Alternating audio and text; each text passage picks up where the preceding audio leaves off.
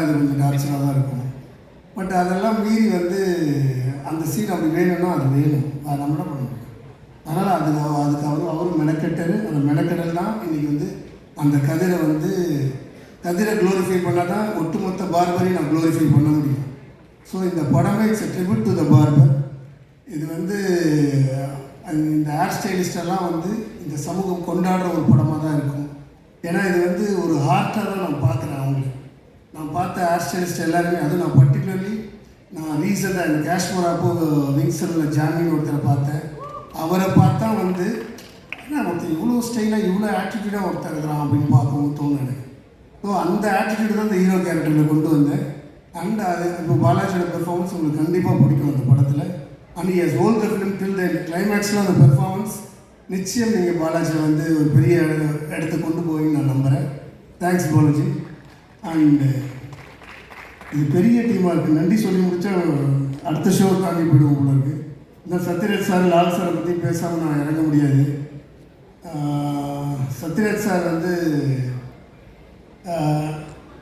Seasoned actor, senior artist. ஏன்னா ரொம்ப நான் பொதுவாக என் படத்தில் அவ்வளோ பெரிய சீசன்ட் ஆக்டர்ஸ்லாம் வச்சுக்க மாட்டேன். நானே ஒரு ஆளை வச்சு நீ தான் சத்யராஜ், நீ தான் லால், அது மாதிரி நானும் மைண்டில் நினச்சி அவங்கள எடுத்துகிட்டு இருப்பேன். ஆனால் இப்போ ஃபஸ்ட் டைம் வந்து ஒரு சீசன்ட் ஆக்டர் வரும்போது என்ன ஆகிடுச்சுன்னா ரொம்ப யோசிக்கிறது, நம்ம நிறைய இஷ்டத்துக்கு மாற்றுவோம், அதெல்லாம் செட் ஆவாரா அப்படிலாம் தோணுச்சு. ஸ்டார்டிங் வீக்லேருந்து ஆரம்பிச்சது. அவர் சேஃபாக அழகாக வீங்க சொல்கிறாரு, இல்லை சார் இந்த மாதிரி ஒன்று ட்ரை பண்ணலாம் அப்படின்ற. ஸோ அங்கேருந்து ஸ்டார்ட் பண்ணோம் நாங்கள். பட் அப்புறம் பெர்ஃபார்மன்ஸ் வரும்போது சத்தியமாக சொல்கிறேன், ஒரு குழந்த மாதிரி இருந்தாங்க. இந்த படத்தில் 2 சைல்டு ஆர்டிஸ்ட் போனாங்க. அவனுக்கு தான் கொஞ்சம் ஸ்டார் மாதிரி பிஹேவ் பண்ணாங்க. நான் சொல்லி கொடுத்தா பார்க்கவே மாட்டேன் பீப்பாங்க. சொல்லுவாங்க. ஆனால் இவர் நான் அப்படி பார்ப்பேன், என்ன பண்ணுறேன் அப்படி பார்த்துட்டு இருக்கேன். ஸோ எனக்கு இவர் கூட ஒர்க் பண்ணது வந்து ஒரு இவர் கூடயும் சரி, லால் சார் கூடயும் சரி, இட்ஸ் அ பிளெஸிங். ஒரு பிளிஸ்ஃபுல்லாக இருந்தது அந்த ஒர்க்கிங் டைமிங்.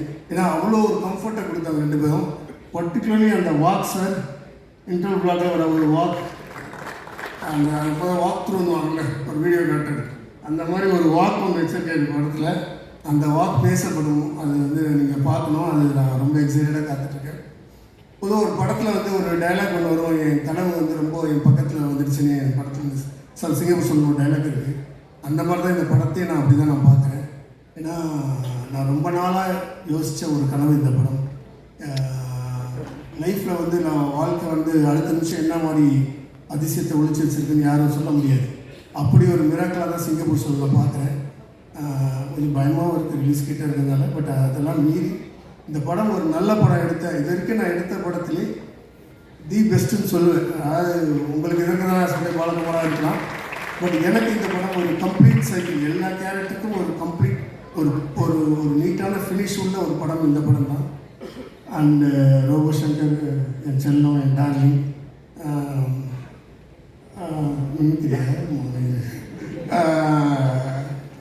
நான் ஃபஸ்ட்டு சொல்லிக் கொடுத்தேன், இப்போ எனக்கு என் வயசு சொல்லிக் கொடுக்குறாரு. அண்டு தேங்க்ஸ் சங்கர், ரொம்ப நல்லா பண்ணியிருக்காரு அவர். இதில் நிச்சயம் பாலகுமாரோட பெரிய கம்பேக்காக இருக்கும். அண்ட் கிஷன் இன்னொரு ஹீரோ, அவர் வந்து இந்த படத்தில் ஒத்துக்கிட்டதே பெரிய விஷயமா இருந்துச்சு. அண்ட் படம் ஃபுல்லாக இருக்கார் கிஷன். போய் சொல்லாதீங்க, வெளில கம்மியாக தான் இருக்குன்னா. படம் ஃபுல்லாக இருக்கார் கிஷன். ஆல்மோஸ்ட் அது பாலாஜி மேலே இருந்த அவரோட அஃபெக்ஷன்னால அது நடந்தது.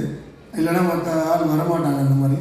அவர் படம் ஃபுல்லாக இருக்கார். அவரோட அந்த கேர்ள்ஸ் எல்லாம் யாரும் கவலைப்பட வேணாம், அவர் இருக்கார் படம் ஃபுல்லாக இருக்கார். இங்கே யாருமே கேர்ள்ஸே இல்லை, யாரும் கவலைப்படாதீங்க, எல்லாம் ஒரே ஆம்பளைங்களாக இருக்கும், வேறு வழி இல்லை. ஆனால் படம் அப்படிலாம் இல்லை. ஸோ படத்தில் அழகான 2 கேர்ள் இருக்காங்க. So can enjoy that. And hello Vijay sir, thank you so much sir. ஏன்னா ஒரு பிரதர்லியாக அவர் கூட இருக்கும்போது நிறைய விஷயம் டிஸ்கஸ் பண்ணியிருக்கோம். அதில் நிறைய எனக்கு எவ்வளோ சொல்லி கொடுத்துருக்காரு. Thank you so much sir. Vijay sir, thanks for coming. Vivek Kumaran இந்த படத்தில் ஒரு 2 சாங் தான் தேவைப்படுது கதை.